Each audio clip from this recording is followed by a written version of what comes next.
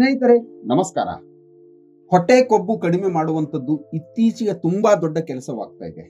ಸುಮಾರು ಜನ ನಾನು ಸರಿಯಾಗಿ ಊಟ ಮಾಡ್ತೇನೆ, ವ್ಯಾಯಾಮ ಮಾಡ್ತೇನೆ, ಆದ್ರೂ ಕೂಡ ಹೊಟ್ಟೆ ಕೊಬ್ಬು ಕಡಿಮೆ ಆಗ್ತಾ ಇಲ್ಲ ಅಂತ ತುಂಬಾನೇ ವರಿ ಮಾಡ್ತಾ ಇರ್ತಾರೆ.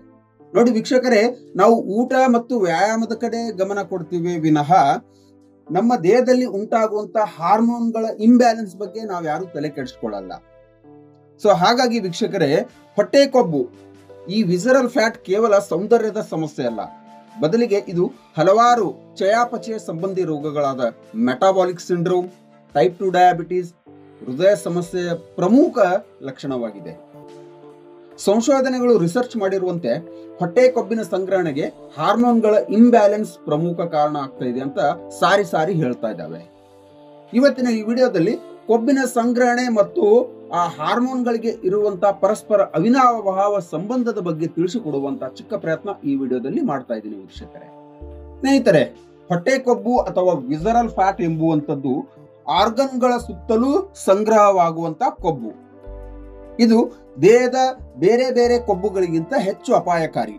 ಇತ್ತೀಚಿನ ಅಧ್ಯಯನಗಳು ಹೊಟ್ಟೆ ಕೊಬ್ಬು ಹಾರ್ಮೋನ್ಗಳ ಅಸಮತೋಲನದೊಂದಿಗೆ ನಿಕಟ ಸಂಬಂಧ ಹೊಂದಿದೆ ಅಂತ ಅದೆಷ್ಟೋ ರಿಸರ್ಚ್ಗಳು ಪ್ರೂವ್ ಮಾಡಿದವೆ.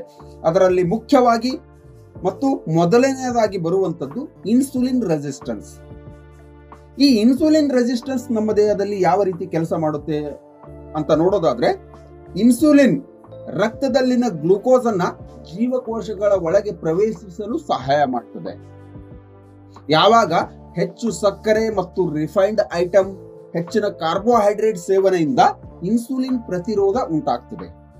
ಇದರ ಪರಿಣಾಮವಾಗಿ ಗ್ಲೂಕೋಸ್ ಕೊಬ್ಬಾಗಿ ಪರಿವರ್ತನೆಗೊಂಡು ಹೊಟ್ಟೆಯ ಆರ್ಗನ್ಗಳ ಸುತ್ತಲೂ ಸಂಗ್ರಹಗೊಳ್ಳುತ್ತದೆ. ಇದನ್ನ ಕಡಿಮೆ ಯಾವ ರೀತಿ ಮಾಡಬೇಕು ಅಂದ್ರೆ, ನಾವು ಕಡಿಮೆ ಗ್ಲೈಸೆಮಿಕ್ ಇಂಡೆಕ್ಸ್ ಇರುವಂತ ಆಹಾರಗಳನ್ನ ಮತ್ತು ನಿಯಮಿತ ವ್ಯಾಯಾಮವನ್ನ ನಮ್ಮ ಡೈಲಿ ರೂಟೀನ್ ಅಲ್ಲಿ ನಾವೆಲ್ಲರೂ ಅಳವಡಿಸಿಕೊಳ್ಳಬೇಕು. ಇನ್ನು ಎರಡನೆಯದಾಗಿ ಬರುವಂತದ್ದು ಕಾರ್ಟಿಸೋಲ್ ಮತ್ತು ಕ್ರಾನಿಕ್ ಸ್ಟ್ರೆಸ್. ಸುಮಾರು ಜನ ಇತ್ತೀಚೆಗೆ ನಾವು ನೋಡ್ತಾ ಇದ್ದೀವಿ, ಸ್ಟ್ರೆಸ್, ಆಂಗ್ಸೈಟಿ, ಡಿಪ್ರೆಷನ್ಗೆ ಸಾಕಷ್ಟು ಒಳಗಾಗ್ತಾ ಇದ್ದಾರೆ.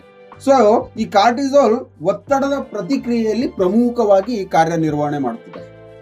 ದೀರ್ಘಕಾಲಿಕ ಒತ್ತಡ ಕಾರ್ಟಿಸೋಲ್ ಲೆವೆಲ್ ಹೆಚ್ಚಾಗ್ಲಿಕ್ಕೆ ತುಂಬಾನೇ ಕಾರಣ ಆಗ್ತದೆ. ಜೊತೆಗೆ ವಿಸರಲ್ ಫ್ಯಾಟ್ ಸಂಗ್ರಹಣೆಗೂ ಕೂಡ ಇದು ಕಾರಣ ಆಗ್ತದೆ ಅಂತ ಅದೆಷ್ಟೋ ವೈಜ್ಞಾನಿಕಗಳು ರುಜುವಾತು ಮಾಡಿವೆ. ಹಾಗಾಗಿ ನಾವು ದಿನಾಲು ಮೆಡಿಟೇಷನ್, ಯೋಗ, ಧ್ಯಾನ ಮತ್ತು ಸರಿಯಾದ ಪ್ರಮಾಣದಲ್ಲಿ ನಿದ್ರೆಯನ್ನ ಮಾಡೋದ್ರಿಂದ ಏನಾಗುತ್ತೆ, ಈ ಕಾರ್ಟಿಸೋಲ್ ಲೆವೆಲ್ ನಿಧಾನವಾಗಿ ಬ್ಯಾಲೆನ್ಸ್ ಆಗುತ್ತೆ. ಜೊತೆಗೆ ಏನಂದ್ರೆ ಈ ಸ್ಟ್ರೆಸ್, ಆಂಗ್ಸೈಟಿ, ಡಿಪ್ರೆಷನ್ ಕೂಡ ನಾವೆಲ್ಲರೂ ಕ್ರಮೇಣವಾಗಿ ಕಡಿಮೆ ಮಾಡ್ಕೊಳ್ಬಹುದು. ಇನ್ನು ಮೂರನೆಯದಾಗಿ ಬರುವಂತದ್ದು ಲೆಪ್ಟಿನ್ ರೆಸಿಸ್ಟೆನ್ಸ್. ಈ ಲೆಪ್ಟಿನ್ ರೆಸಿಸ್ಟೆನ್ಸ್ ಯಾವ ರೀತಿ ಕೆಲಸ ಮಾಡುತ್ತೆ ಅಂತ ನೋಡೋದಾದ್ರೆ, ಈ ಲೆಪ್ಟಿನ್ ವೀಕ್ಷಕರೇ ನಾವು ಸೇವನೆ ಮಾಡುವಂತ ಹಸಿವನ್ನ ನಿಯಂತ್ರಿಸುವಂತ ಒಂದು ಹಾರ್ಮೋನ್. ಯಾವಾಗ ನಮಗೆ ಹೊಟ್ಟೆ ಹಸಿವಾಗುತ್ತೋ, ನಾನು ತಿನ್ನಬೇಕು ಎಂಬ ಆಸೆ ಭಾವನೆ ನಮ್ಮಲ್ಲಿ ಹುಟ್ಕೊಳ್ಳುತ್ತೆ, ಆ ಹಸಿವನ್ನ ನಿಯಂತ್ರಣ ಮಾಡುವಂತ ಈ ಒಂದು ಹಾರ್ಮೋನ್ ಲೆಪ್ಟಿನ್. ಯಾವಾಗ ನಾವು ಹೆಚ್ಚು ಪ್ರೊಸೆಸ್ಡ್ ಆಹಾರಗಳನ್ನ ಸೇವನೆ ಮಾಡ್ತೇವೆ, ಆವಾಗ ಈ ಲೆಪ್ಟಿನ್ ಹಾರ್ಮೋನ್ ಸಂವೇದನಾಶೀಲತೆ ಅಂದ್ರೆ ಸಿಗ್ನಲ್ ಅಲ್ಲಿ ಬ್ರೇಕ್ ಉಂಟಾಗುತ್ತೆ. ಇದರಿಂದ ಹೆಚ್ಚಿನ ಕ್ಯಾಲರಿ ಸೇವನೆ ಮಾಡೋದು ಮತ್ತು ಹೊಟ್ಟೆಯ ಕೊಬ್ಬನ್ನ ಹೆಚ್ಚು ಮಾಡಲಿಕ್ಕೆ ಈ ಲೆಪ್ಟಿನ್ ಕೂಡ ತುಂಬಾನೇ ಸಹಾಯ ಮಾಡ್ತದೆ ವೀಕ್ಷಕರೇ.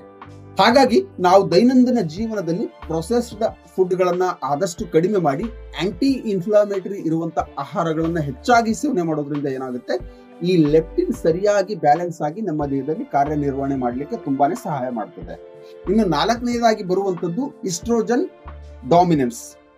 ಈ ಇಸ್ಟ್ರೋಜನ್ ಡಾಮಿನೆನ್ಸ್ ಅಂದ ತಕ್ಷಣ ನಾವೆಲ್ಲರಿಗೂ ನೆನಪಿಸಿಕೊಳ್ಳೋದು ಮಹಿಳೆಯರಿಗೆ. ಯಾಕಂದ್ರೆ ಈ ಮುಟ್ಟಿನ ಸಮಯದಲ್ಲಿ ಅಥವಾ ಮೆನೋಪಾಸ್ ನಂತರ ಇಸ್ಟ್ರೋಜನ್ ಕಡಿಮೆ ಆದಾಗಲೂ ಕೂಡ ಮಹಿಳೆಯರಲ್ಲಿ ತುಂಬಾನೇ ಕೊಬ್ಬು ಹೆಚ್ಚಾಗುತ್ತೆ. ಸೊ ಹಾಗಾಗಿ ಈ ಮಹಿಳೆಯರು ಇಸ್ಟ್ರೋಜನ್ ಡಾಮಿನೆನ್ಸ್ ಅನ್ನ ಸರಿಯಾಗಿ ಬ್ಯಾಲೆನ್ಸ್ ಮಾಡಬೇಕು. ಈ ಇಸ್ಟ್ರೋಜನ್ ಅನ್ನ ಸರಿಯಾಗಿ ಬ್ಯಾಲೆನ್ಸ್ ಮಾಡಲಿಕ್ಕೆ ನಾವು ಹೆಚ್ಚಾಗಿ ಫೈಟೋ ಇಸ್ಟ್ರೋಜನ್ ಇರುವಂತ ಆಹಾರಗಳನ್ನ ಹೆಚ್ಚಾಗಿ ಸೇವನೆ ಮಾಡಬೇಕು. ಉದಾಹರಣೆಗೆ ಸೋಯಾ ಆಗಿರ್ಬೋದು, ಫ್ಲಾಕ್ಸ್ ಸೀಡ್ಸ್ ಆಗಿರ್ಬೋದು, ಪಂಪ್ಕಿನ್ ಆಗಿರ್ಬೋದು, ಆಮೇಲೆ ಚಿಯಾ ಸೀಡ್ಸ್ ಆಗಿರ್ಬೋದು, ಇವುಗಳನ್ನ ಹೆಚ್ಚಾಗಿ ಸೇವನೆ ಮಾಡಿದಾಗ ಏನಾಗುತ್ತೆ, ದೇಹದಲ್ಲಿನ ಕೊಬ್ಬು ಕ್ರಮೇಣವಾಗಿ ಕಡಿಮೆ ಆಗ್ತಾ ಬರ್ತದೆ. ಇನ್ನು ಕಡೆಯದಾಗಿ 5ನೇ ಹಾರ್ಮೋನ್ ಥೈರಾಯ್ಡ್ ಹಾರ್ಮೋನ್. ಈ ಥೈರಾಯ್ಡ್ ಹಾರ್ಮೋನ್ಗಳು ನಮ್ಮ ದೇಹದ ಡೈಜೆಷನ್ ಪ್ರೋಸೆಸ್ ಅನ್ನ ನಿಯಂತ್ರಣ ಮಾಡ್ತವೆ.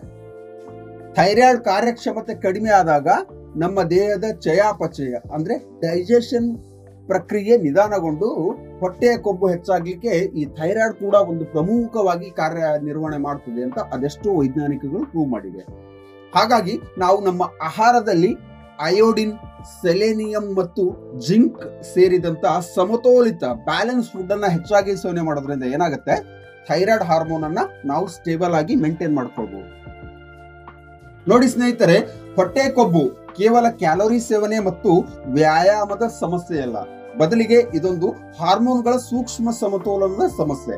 ಹಾಗಾಗಿ ಸರಿಯಾದ ಪೋಷಣೆ, ಸ್ಟ್ರೆಸ್ ಇವೆಲ್ಲವೂ ಸರಿಯಾದ ರೀತಿಯಲ್ಲಿ ನಿರ್ವಹಣೆ ಮತ್ತು ವೈದ್ಯಕೀಯ ಸಂದರ್ಶನಗಳ ಮುಖಾಂತರ ಹೊಟ್ಟೆ ಕೊಬ್ಬನ್ನ ಕ್ರಮೇಣವಾಗಿ ನಾವೆಲ್ಲರೂ ಕಡಿಮೆ ಮಾಡಬಹುದು ವಿನಃ ನಾವು ಆ ಮನೆ ಮದ್ದು ಮಾಡಿಕೊಂಡೆ, ಈ ಮನೆ ಮದ್ದು ಮಾಡಿಕೊಂಡೆ, ಅದ್ಯಾವುದೋ ಔಷಧಿಯನ್ನ ತೆಗೆದುಕೊಂಡೆ ಇದರಿಂದ ತೂಕ ಅಥವಾ ಕೊಬ್ಬನ್ನ ನಿಯಂತ್ರಣ ಮಾಡುವಂಥದ್ದು ತುಂಬಾನೇ ಕಡಿಮೆ. ಇನ್ನಿತರ ಹಲವಾರು ರಿಸರ್ಚ್ ಬೇಸ್ಡ್ ಕಂಟೆಂಟ್ ಗಳನ್ನ ಹೊತ್ಕೊಂಡು ಮತ್ತೆ ಮುಂದಿನ ವಿಡಿಯೋದಲ್ಲಿ ಸಿಗ್ತೇನೆ. ಧನ್ಯವಾದ.